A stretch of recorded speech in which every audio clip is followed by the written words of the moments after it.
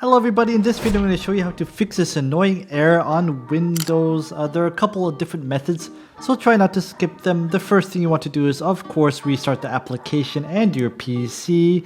Click on here and click on restart PC. Okay, the next thing you want to do is update Windows. So while you are here, go to settings, left hand side, go to Windows Update and check for updates here and install any updates.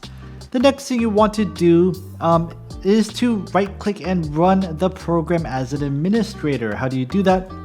So whatever the program is, it doesn't really matter. I'm trying to find a program here. Okay, here. You want to right click on it and hit run as administrator. You can also go to properties, compatibility, and say run this program as administrator and hit apply, and it will run as administrator every single time you open the program.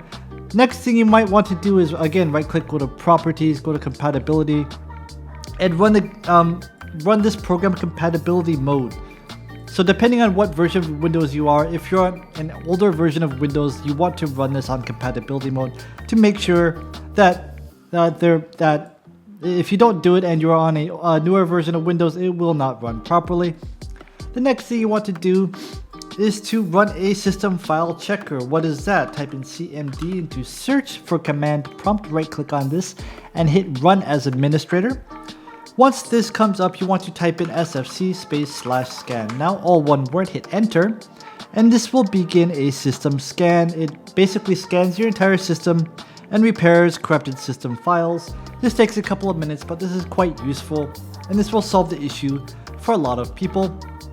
I don't want to wait for this to finish, but once it does finish, restart your PC to